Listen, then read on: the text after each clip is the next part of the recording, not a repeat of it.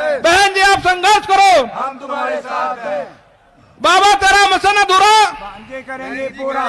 बाबा साहब का मिशन अधूरा, बहन जी करेंगे पूरा, बाबा साहब का मिशन अधूरा, बहन जी करेगी पूरा, बाबा साहब का मिशन अधूरा। बहन जी करेंगे पूरा। बहुजन समाज पार्टी जिंदाबाद, बहुजन समाज पार्टी जिंदाबाद, बहुजन समाज पार्टी जिंदाबाद, जिंदाबाद, बहुजन समाज पार्टी बहुजन समाज पार्टी। जिंदाबाद, बहन कुमारी मायावती जी जिंदाबाद, जिंदाबाद, जिंदाबाद, बहन कुमारी मायावती जी जिंदाबाद, जिंदाबाद, बहन कुमारी मायावती जी जिंदाबाद। जिंदाबाद, जिंदाबाद। बाबा साहब अमर रहे, अमर रहे, अमर रहे, बाबा साहब अमर रहे, अमर रहे, अमर रहे, बाबा साहब अमर रहे, अमर रहे, अमर रहे, बाबा साहब अमर रहे। अमर रहे, अमर रहे। बहन जी आप संघर्ष करो, हम तुम्हारे साथ। बहुजन समाज पार्टी जिंदाबाद, जिंदाबाद, जिंदाबाद, बहुजन समाज पार्टी जिंदाबाद। जिंदाबाद, बीएसपी की क्या पहचान, बीएसपी की क्या पहचान। बहन जी आप संघर्ष करो, बहन जी आप आगे बढ़ो। बहन कुमारी मायावती जिंदाबाद, बहन कुमारी मायावती जिंदाबाद। बीएसपी की क्या पहचान, बीएसपी की क्या पहचान, बीएसपी की क्या पहचान। Bahujan Samaj party, Bahujan Samaj party, Bahujan Samaj party. बहन कुमारी मायावती जिंदाबाद। जिंदाबाद, जिंदाबाद।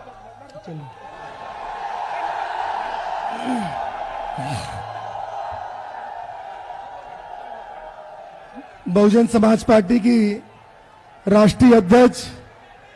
देश के सबसे बड़े प्रदेश उत्तर प्रदेश की 4 बार मुख्यमंत्री रही, दलितों, पिछड़ों, अकलियतों को के साथ साथ सर्व समाज की नेता बहन कुमारी मायावती जी हमारे बीच में आ चुकी है।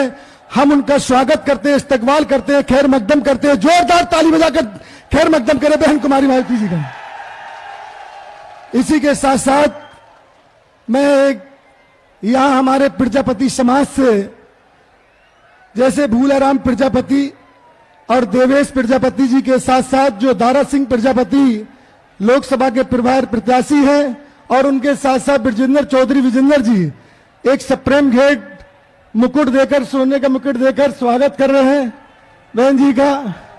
और पुष्पंकर पाल जी, सब लोग हमारे बीच में स्वागत कर रहे हैं। बहुजन समाज पार्टी जिंदाबाद, बहुजन समाज पार्टी जिंदाबाद। बीएसपी की क्या पहचान, बीएसपी की क्या पहचान। बहन जी आप संघर्ष करो, बहन जी आप आगे बढ़ो, बहन जी तुम संघर्ष करो। बहन कुमारी मायावती जिंदाबाद, बहन कुमारी मायावती जिंदाबाद। बीएसपी की क्या पहचान, बीएसपी की क्या पहचान। बहन कुमारी मायावती जिंदाबाद, बहन कुमारी मायावती जिंदाबाद।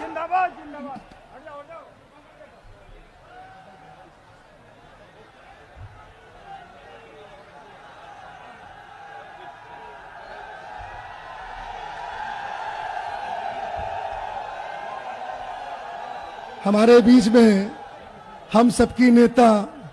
माननीय बहन जी से हम गुजारिश करेंगे अदब के साथ इस जन समूह को संबोधित करने का कष्ट करें। माननीय बहन जी, मैं बहुजन समाज पार्टी जिंदाबाद,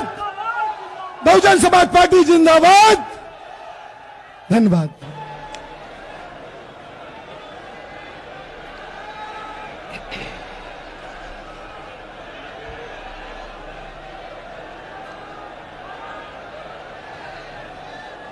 बीएसपी के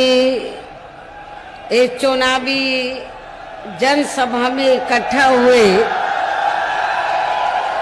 पार्टी के सभी छोटे बड़े पदाधिकारी एवं कार्यकर्तागण, आज आप लोग देश में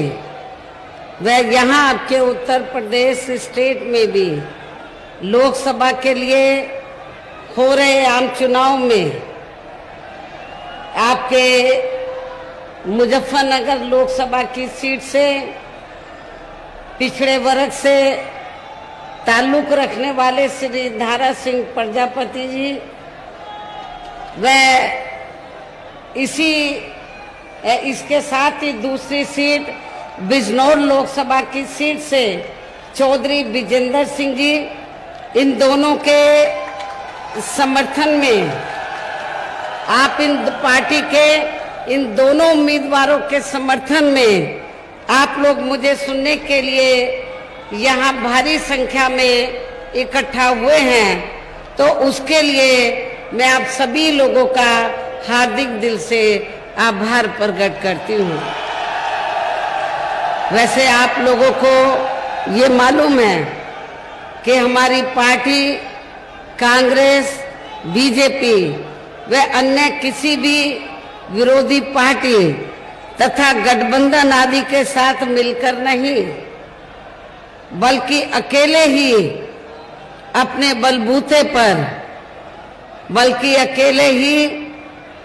बलबूते पर आप सब लोगों के बलबूते पर पूरी तैयारी व दमदारी के साथ ये चुनाव लड़ रही है। इसके साथ ही हमने चुनाव में भी टिकट बंटवारे के मामले में यहाँ सर्व समाज के लोगों को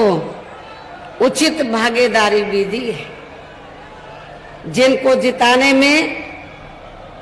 यहाँ पार्टी के लोग पूरे जी जान से लगे हैं।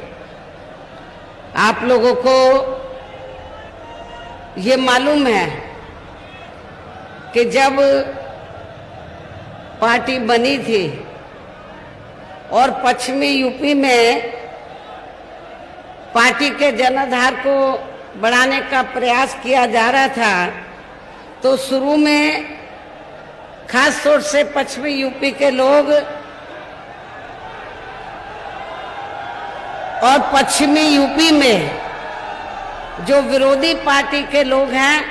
वो ये प्रचार करते थे कि बहुजन समाज पार्टी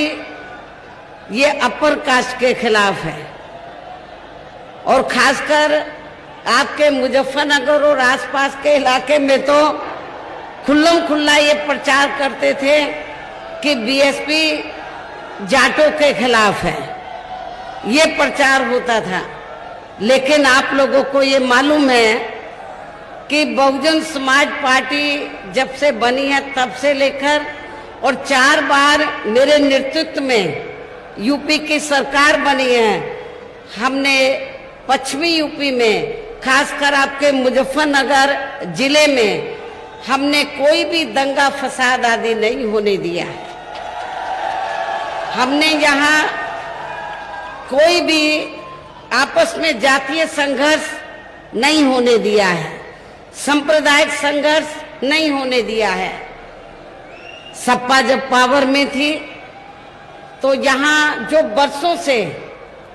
जाटों में और मुस्लिम समाज के लोगों में जो भाईचारा पैदा था, तो सपा की सरकार में उस भाईचारे को तोड़ा गया। यहाँ जाट समाज और मुस्लिम समाज इन दोनों को आपस में लड़ाया गया, नफरत पैदा की गई, लेकिन हमने ऐसा नहीं होने दिया। और मैं ये आपको बताना चाहती हूँ कि मुस्लिम समाज और चौधरी समाज को, जाट समाज को ये ना लगे कि हमारी किसी की उपेक्षा की गई है, तो हमने इस बात का भी विशेष ध्यान रखा। हमने यहाँ से अति पिछड़े वर्ग को टिकट दिया, प्रजापति समाज से अति पिछड़े वर्ग को मुजफ्फरनगर से, और जो बिजनौर लोकसभा की सीट है उसकी कुछ सीटें आपके मुजफ्फरनगर जिले में आती हैं। तो हमने यहाँ पर जो हमने भाईचारा पैदा किया था मुस्लिम समाज में और जाट समाज में, उसको कायम करने के लिए, उसको बरकरार रखने के लिए, तो हमने यहाँ से बिजनौर लोकसभा की सीट से हमने चौधरी विजेंद्र सिंह को चुनाव के मैदान में उतारा है, जो जाट समाज से ताल्लुक रखते हैं। लेकिन हमने मुजफ्फरनगर जिले के मुस्लिम समाज के लोगों की उपेक्षा नहीं की है, उनका भी पूरा ध्यान रखा राजनीति में। मेरी दिल्ली तमन्ना थी कि मुजफ्फरनगर से मुस्लिम समाज को चुनाव के मैदान में उतारा जाए, लेकिन यहाँ पर इतनी दहशत पैदा कर दी गई थी सपा सरकार के समय से मुस्लिम और जाट समाज में, तो मुस्लिम समाज के लोग कोई जल्दी से चुनाव लड़ने के लिए तैयार नहीं हुए, जिसकी वजह से मुझे यहाँ पर अति पिछड़े वर्ग को हमें चुनाव के मैदान में उतारना पड़ा। मैं इनको मेरठ से भी खड़ा कर सकती थी, मैं श्री धारा सिंह प्रजापति को मेरठ से भी खड़ा कर सकती थी। यहाँ से हमारी पार्टी चाहती थी कि मुस्लिम को मौका मिले,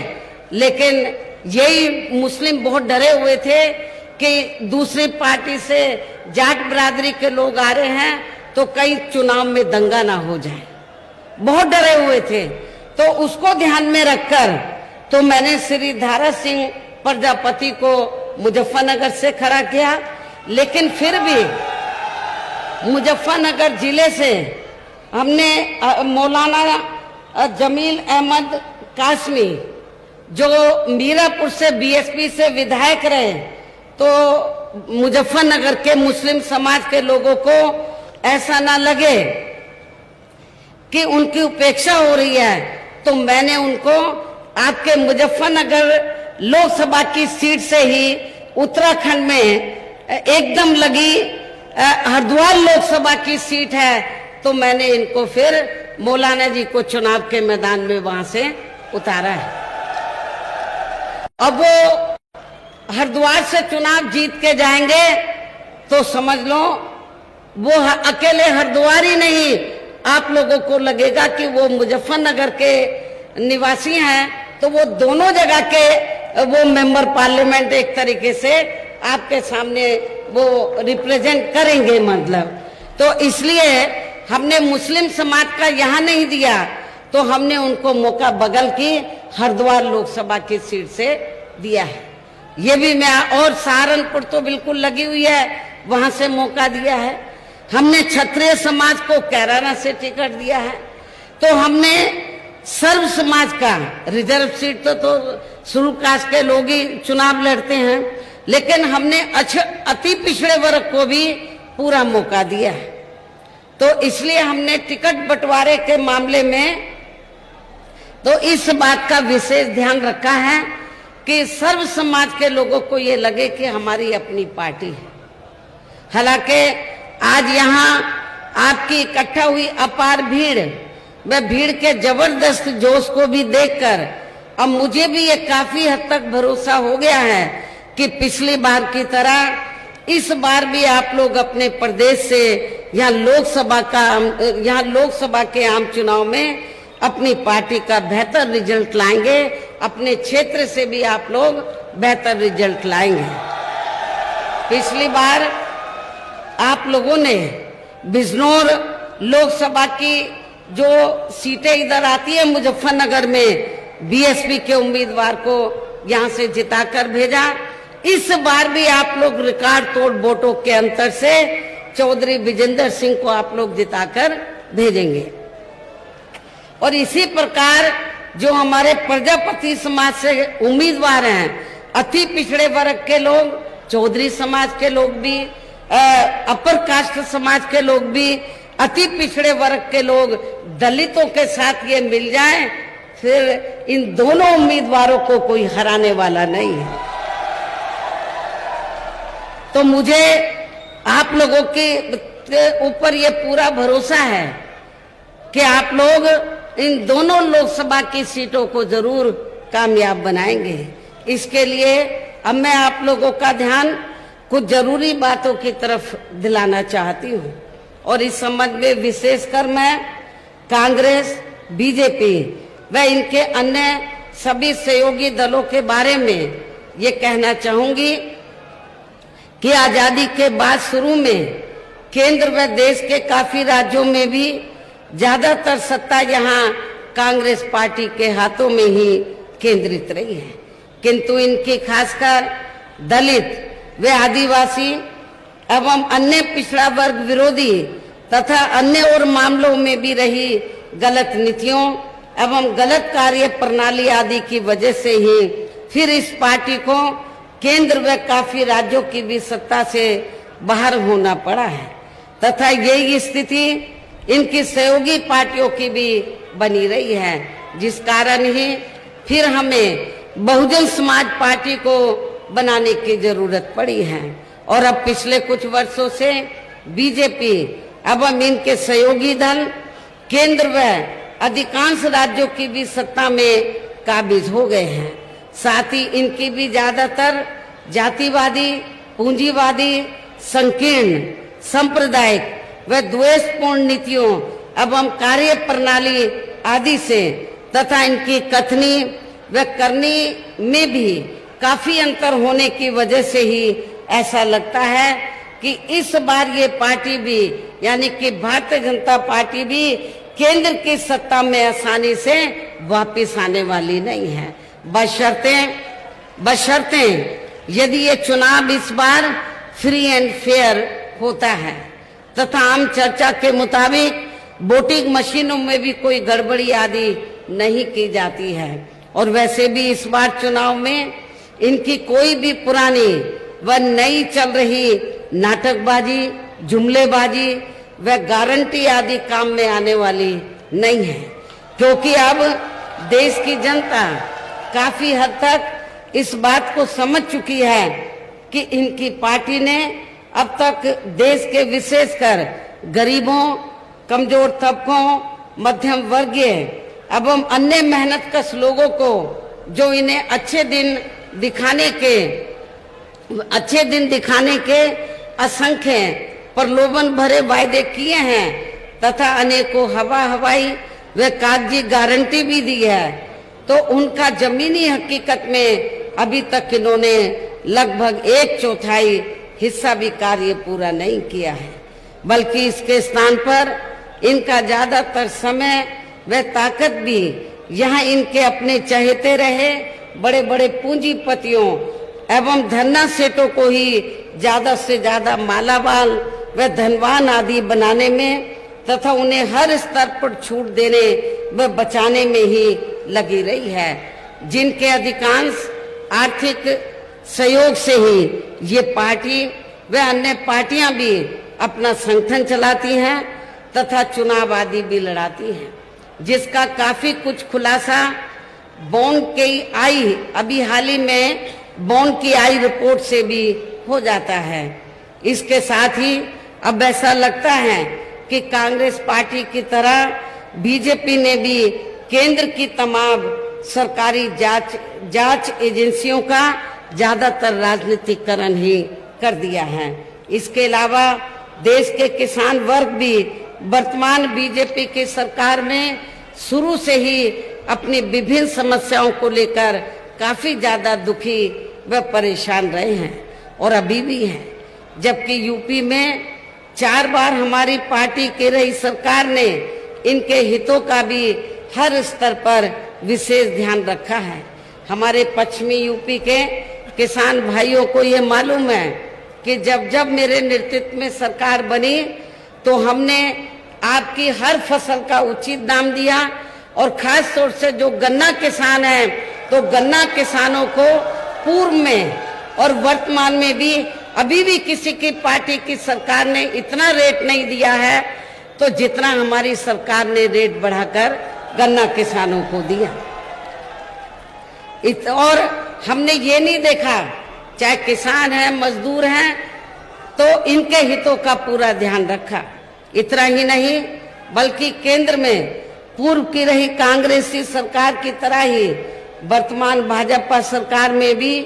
इनकी जातिवादी, हीन, सांप्रदायिक एवं पूंजीवादी सोच व नीतियों के चलते ही पूरे देश में सर्व समाज में से खासकर गरीबों, दलितों, आदिवासियों, पिछड़े वर्गों, मुस्लिम एवं अन्य धार्मिक अल्पसंख्यक समाज के लोगों का भी पूर्ण रूप से विकास व उत्थान आदि नहीं हो सका है। और इस संदर्भ में वैसे आप लोगों को ये मालूम है कि पूरे देश में यहाँ दलितों, आदिवासियों एवं अन्य पिछड़े वर्गों का सरकारी नौकरियों में वर्षों से अधूरा पड़ा आरक्षण का कोटा भी अभी तक पूरा नहीं भरा जा सका है। विशेषकर SC व ST वर्गों के सरकारी कर्मचारियों का पदोन्नति में आरक्षण तो अब काफी हद तक प्रभावहीन ही बना दिया गया है। साथ ही केंद्र व राज्यों में भी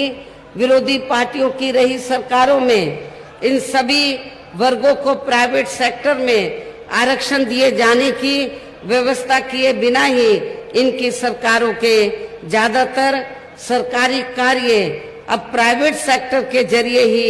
इनके बड़े बड़े पूंजीपतियों व धन्ना सेठों को ही दिए जाने के कारण अब इनको पूरे देश में आरक्षण का बहुत कम ही लाभ मिल पा रहा है। इसी प्रकार इनका अन्य और मामलों में भी शोषण व उत्पीड़न आदि होना अभी तक भी बंद नहीं हुआ है। इनके साथ साथ मुस्लिम व अन्य धार्मिक अल्पसंख्यक समाज के लोगों की भी हालत हर स्तर पर यहाँ काफी ज्यादा खराब व दयनीय ही बनी हुई है, जिसका काफी कुछ खुलासा सच्चर कमेटी की रिपोर्ट में भी किया गया है। इतना ही नहीं बल्कि पिछले कुछ वर्षों से केंद्र व अधिकांश राज्यों में भी बीजेपी व आरएसएस की सरकारों के चलते हुए अब इनका विकास व उत्थान आदि होना भी काफी हद तक बंदशाई हो गया है। आए दिन इन पर खासकर धर्म की आड़ में हो रही जुल्म जाति भी यहाँ काफी ज्यादा चरम सीमा पर पहुंच चुकी है। इसके साथ साथ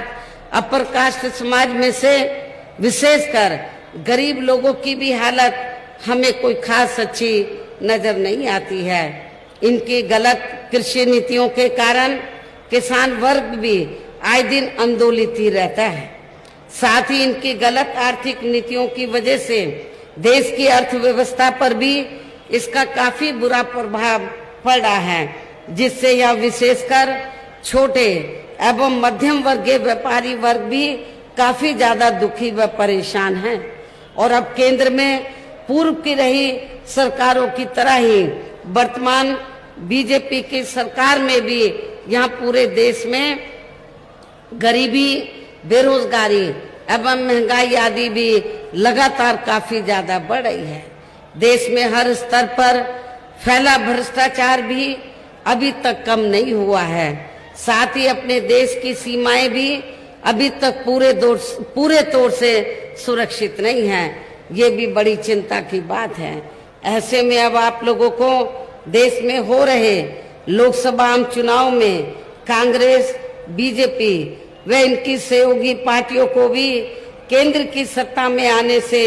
जरूर रोकना है। जिनकी गलत नीतियों व गलत कार्य प्रणाली आदि को आप लोग काफी हद तक आजमा भी चुके हैं। और अब ये विरोधी पार्टियां किस्म किस्म के साम, दाम, दंड भेद आदि अनेकों हथकंडे इस्तेमाल करके केंद्र की सत्ता में आने की पूरी कोशिश में लगे हुए हैं, जिनसे अपनी पार्टी के लोगों को हर स्तर पर काफी ज्यादा सावधान रहना है। और इस मामले में विरोधी पार्टियां अपने अपने पक्ष में हवा बनाने के लिए खासकर मीडिया, ओपिनियन पोल व सर्वे आदि का जो बड़े पैमाने पर इस्तेमाल कर रही हैं, तो उनसे भी अपनी पार्टी के लोगों को बिल्कुल भी गुमराह नहीं होना है। इसके साथ ही विरोधी पार्टियों के विभिन्न रूपों में जारी किए गए इनके हवाई व प्रलोभन भरे चुनावी घोषणा पत्रों एवं वायदों आदि के बहकावे में भी अपनी पार्टी के लोगों को कतई नहीं आना है, जिन्हें ये पार्टियां चुनाव खत्म होने के बाद ज्यादातर अमल में नहीं लाती हैं। और अब जिन पर से देश की जनता का अधिकांश विश्वास ही उठ गया है। यहाँ यही खास वजह है कि हमारी पार्टी किसी भी चुनाव में अपनी पार्टी का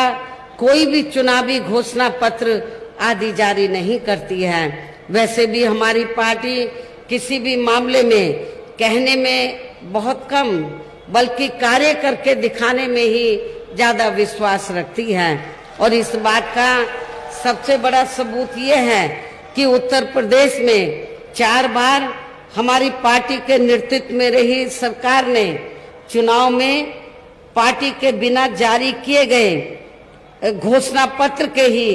प्रदेश में आम जनहित में काफी कुछ ऐतिहासिक कार्य करके दिखाए हैं,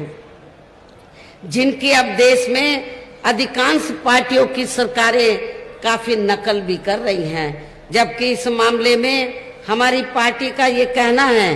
कि यदि इन पार्टियों के स्थान पर केंद्र में हमें अपनी पार्टी की सरकार बनाने का मौका मिलता है तो तब फिर हमारी पार्टी की बनी सरकार केंद्र में यहाँ अब तक रही सभी विरोधी पार्टियों की सरकारों की तरह केवल हवाई व कागजी कार्य आदि नहीं करेगी, बल्कि उत्तर प्रदेश की तरह ही जमीनी हकीकत में ठोस कार्य करके दिखाएगी। और इस संदर्भ में खासकर मैं ये कहना चाहूंगी, केंद्र द्वारा देश में पिछले कुछ समय से अति गरीब परिवारों को अस्थायी तौर पर फ्री में जो थोड़ी सी खाद्य सामग्री दी जा रही है तो उससे इनका स्थायी तौर पर भला होने वाला नहीं है। और वैसे भी इनकी ये जटिल समस्या देश में हर हाथ को काम देने से ही केवल दूर हो सकती है, जिसकी तरफ हमारी पार्टी की बनी सरकार विशेष ध्यान देगी। साथ ही देश में पिछले काफी वर्षों से आए दिन बढ़ रही गरीबी, बेरोजगारी व महंगाई आदि से भी जनता बहुत ज्यादा परेशान है, जिसे भी आर्थिक नीतियों में तब्दीली करके जरूर दूर किया जाएगा। धर्म की भी आड़ में पिछले कुछ वर्षों से खासकर मुस्लिम समाज के लोगों का द्वेष की भावना से जो इनका काफी ज्यादा शोषण व उत्पीड़न आदि किया जा रहा है तो उसे भी जरूर रोका जाएगा। और ये सब हमने अपनी यूपी की रही सरकार में करके भी दिखाया है। इसके अलावा हमने यूपी में सर्व समाज में से गरीब एवं बेरोजगार लोगों को बेरोजगारी भत्ता आदि न देकर उन्हें बड़ी तादाद में रोटी रोजी के साधन भी उपलब्ध कराए हैं। जो अब ये कार्य भी अधिकांश ठंडे ही पड़े हैं, जिनको फिर सरकार बनने पर प्राथमिकता दी जाएगी। आपके पश्चिमी यूपी के लोग अच्छे प्रकार से जानते हैं, जब पुलिस भर्ती हुई थी मेरी गवर्नमेंट में और भी अन्य विभागों में भर्ती हुई थी तो हमारे जाट समाज के लोग सोचते थे कि शायद हमारी उपेक्षा की जाएगी, लेकिन जब भर्ती हुई तो हमारी सरकार ने पूरी ईमानदारी निष्ठा से निष्पक्ष तरीके से बिना कोई पैसा लिए हुए तो हमने गरीब बेरोजगार लोगों की भर्ती की और पुलिस में भी काफी बड़ी तादाद में लोगों को हमने पश्चिमी यूपी से भेजा और उसमें जाट समाज के लोगों की भी बड़ी तादाद थी। भर्ती में जाट समाज के जो नौजवान बच्चे हैं उनको भी हमने अपॉइंट किया बिना किसी पैसे के। पश्चिमी यूपी में अपने जो जाट समाज के लोग हैं वो ये कहते हैं कि बीएसपी की पहली एक ऐसी सरकार है जिसने कोई बिना पैसे के हमारे बच्चों को पुलिस में और अन्य विभागों में भर्ती किया। तो केंद्र में हमारी सरकार बनने पर इसी पैटर्न पर तो गरीब बेरोजगार लोगों को रोटी रोजी के साधन दिए जाएंगे। कहने का तात्पर्य ये है कि देश में इस समय हो रहे लोकसभा आम चुनाव में विरोधी पार्टियों के जारी किए गए उनके हवाई व प्रलोभन भरे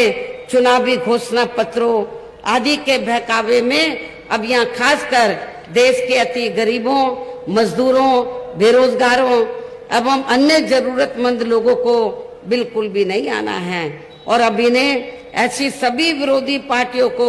हर हालत में केंद्र की सत्ता में आने से जरूर रोकना है,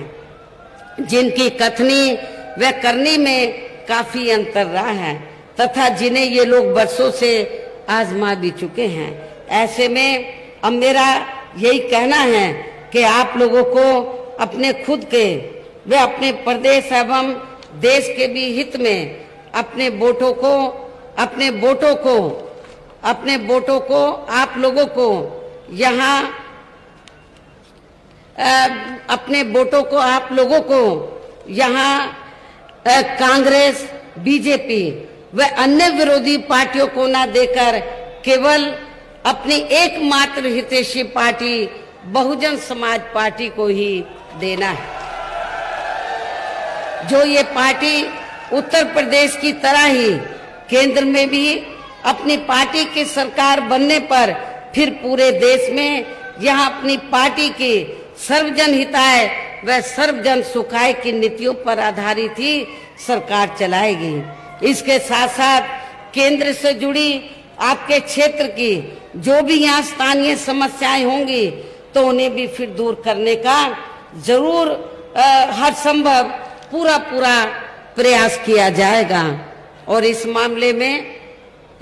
आप लोगों की लंबे अरसे से ये डिमांड रही है पश्चिमी यूपी के लोगों की कि इस मामले में आपके खासकर पश्चिमी यूपी क्षेत्र को अलग से स्टेट बनाने के लिए भी ठोस कदम उठाए जाएंगे। आप लोग चाहते हैं कि पश्चिमी यूपी अलग से स्टेट बने, तो इसके लिए भी जब सेंटर में हमारी सरकार बनेगी तो इसके लिए भी जरूर ठोस कदम उठाए जाएंगे ताकि यहाँ के लोगों का पूर्ण रूप से विकास व उत्थान आदि हो सके। साथ ही यहाँ गरीबों, मजदूरों, बेरोजगारों, कर्मचारियों, किसानों, छोटे व्यापारियों एवं अन्य मेहनतकश लोगों के हितों का भी विशेष ध्यान रखा जाएगा। तो विशेष ध्यान रखा जाएगा। सर्व समाज में से खासकर दलितों, आदिवासियों, पिछड़े वर्गों, मुस्लिम व अन्य धार्मिक अल्पसंख्यक समाज के लोगों के विकास व उत्थान के साथ साथ हर स्तर पर इनकी सुरक्षा आदि के लिए भी प्रभावी कदम उठाए जाएंगे। और तभी फिर यहाँ वास्तव में अपने देश के महान संतों, गुरुओं व महापुरुषों में भी विशेषकर महात्मा ज्योतिराव फूले, श्री छत्रपति शाहू जी महाराज, श्री नारायणा गुरु, बाबा साहब डॉक्टर भीमराव अंबेडकर, स्वर्गीय चौधरी चरण सिंह जी एवं मान्यवर श्री कांशीराम जी आदि का अधूरा सपना जरूर साकार हो सकता है, जिनको यूपी में हमारी पार्टी की रही सरकार द्वारा हर स्तर पर पूरा आदर सम्मान दिया गया है। इन्हीं खास बातों के साथ ही अब मेरा पार्टी में मूवमेंट के हित में यही कहना है कि हमारी पार्टी ने आपके मुजफ्फरनगर लोकसभा की सीट से श्री धारा सिंह प्रजापति को और बिजनौर लोकसभा की सीट से चौधरी विजेंद्र सिंह को हमने चुनाव के मैदान में उतारा है। जो यहाँ आपके सामने मंच पर मौजूद हैं तो उन्हें आपको जरूर कामयाब बनाना है, जिसके लिए यहाँ पार्टी के सभी स्तर के छोटे बड़े पदाधिकारी प्रभारी व जोन के इंचार्ज आदि पूरे जी जान से लगे हैं। और अब आप लोगों को वोट पड़ने वाले दिन यहाँ बीएसपी के अपने सभी लोकसभा उम्मीदवारों को मैं पुनः अपील करती हूँ कि वोट पड़ने वाले दिन आप लोगों को अपनी पार्टी के सभी उम्मीदवारों को अपनी पार्टी का जो चुनाव चिन्ह हाथी है, हाथी चुनाव चिन्ह के सामने वाले बटन को दबाकर इनको भारी वोटों के अंतर से, रिकॉर्ड तोड़ वोटों के अंतर से जिताने की पुरजोर अपील करते हुए अपनी बात यही समाप्त करती हूँ। जय भीम, जय भारत। जिंदाबाद। बीएसपी जी क्या पहचान